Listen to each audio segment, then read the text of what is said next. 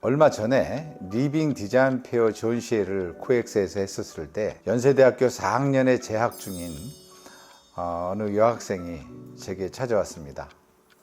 그리고 제가 올린 유튜브를 다 봤다. 목공을 진심으로 하고 싶다. 이렇게 얘기를 했습니다. 그리고 전시회가 끝난 며칠 뒤에 다시 장문의 편지가 왔습니다. 카카오톡으로 그 내용이 전달되어 왔는데요. 굉장히 조리 있고 잘 쓴 내용으로 한 A4 용지 한 2장 정도의 내용으로 저한테 보내왔습니다. 그 학생이 하고자 하는 그런 의도가 너무나 명확하게 전달이 되었고 또 목공의 열정이 대단하기 때문에 제가 전화를 해서 한 30분 정도 통화를 했습니다. 이 얘기를 나눈 결과 아주 설득력도 좋고 명석하고 똘똘한 그런 여학생이었습니다. 그런데 제가 뭐라고 했냐면 좀 더 생각해 보십시오 라고 했습니다. 제가 왜 그런 얘기를 했는지 말씀을 드리겠습니다.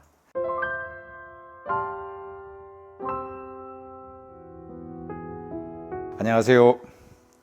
행복한 우드워커 이승석입니다. 만약에 제가 20대나 30대 목공을 시작했었으면 저는 망했을 겁니다. 이 얘기를 왜 말씀을 드리냐면 제가 오늘 하고자 하는 말과 연관이 있습니다. 젊은이들이 최근 들어 가끔 연락이 옵니다.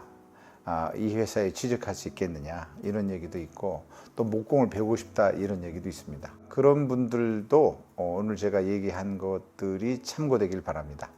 저는 성격상으로 일을 두려워하지 않는 성격인 것 같습니다. 제가 3년 터울로 무려 한 7, 8개의 직종을 바꿨습니다. 3년 이상은 했어요. 굉장히 열심히 한 덕분에 크게 망한 적은 없습니다. 제가 망하지는 않았지만 성공적으로 한 게 또한 없습니다. 첫 직장이었던 호텔 얘기를 잠깐 해보겠습니다. 영어를 열심히 공부했고 88 올림픽 계기로 해서 제가 들어갔습니다. 정말 남들이 부러워하는 프론트에 근무를 하다가 그만뒀습니다.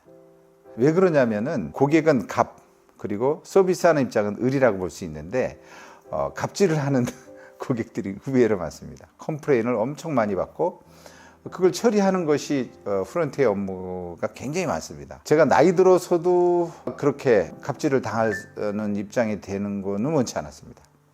그래서 제가 이건 내가 오래 할 게 아니야 라고 생각해서 그만두고 다음에 한 것이 영업사원이었습니다. 영업은 회사의 꽃이다 뭐 이래가지고 굉장히 프라이드를 갖고 열심히 했고 어느 정도 열심히 해서 또 조직도 좀 컸을 때 거기에 리더가 됐었고 그랬을 때인데 굉장히 그 사람 간의 관계 때문에 많은 스트레스를 받았습니다. 사람은 자기 이익이 없으면 떠나게 돼 있거든요. 그런 데서 생기는 인간적인 갈등이 많은 스트레스를 줬습니다.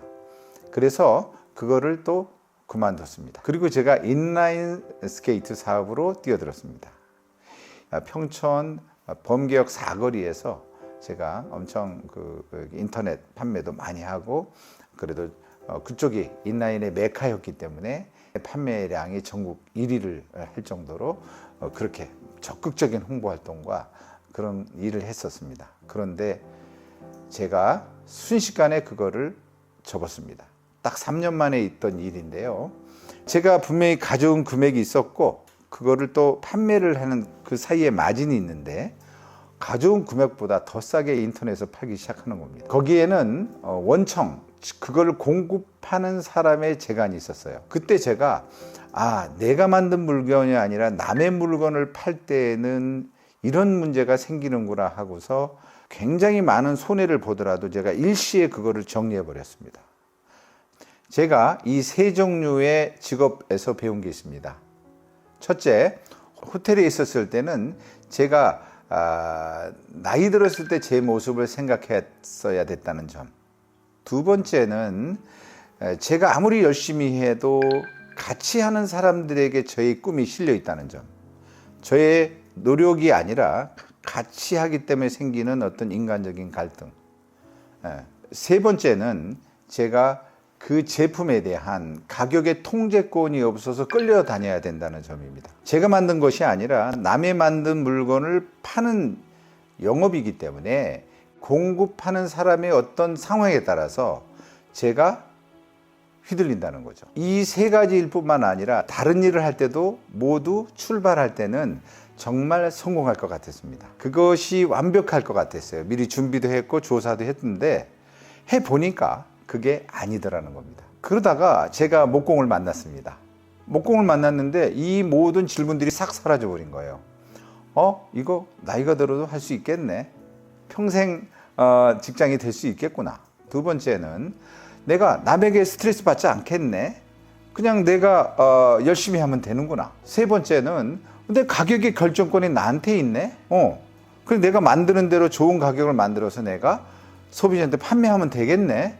이렇게 생각한 겁니다. 저는 지금도 단 한 번도 다른 직종을 쳐다보질 않습니다. 이것보다 더 좋은 직장이 없어요. 너무너무 좋아요. 그래서 저는 이렇게 유튜브를 하면서도 제가 행복한 우드워커 이승석입니다라고 하는 이 말은 진심입니다. 저는 과거에 그러한 경험을 하지 않았다면 저처럼 변화무쌍하고 바꾸길 좋아하는 그런 성격이 아마도 다른 거를 또 생각했을지도 모른다. 이렇게 생각을 합니다.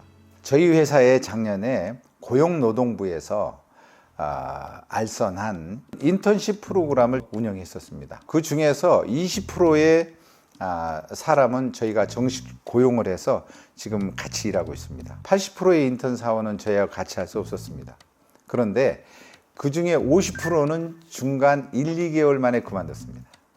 그 50%의 그만둔 인턴 사원의 경우를 보면 어쩌면 인턴의 그 취지에는 굉장히 잘 어울리는 선택이었을지도 모릅니다. 어차피 일을 경험하고 내 적성이 맞는지 안 맞는지 확인하는 게 그런 인턴 프로그램의 취지거든요. 그런데 그 기간 동안에 깊숙하게 이 목공도 알지 못한 채 중간에 좀 힘들거나 어려웠을 때 그냥 그만둔 친구도 있다고 본다면 좀 시간 낭비가 될 수도 있겠죠.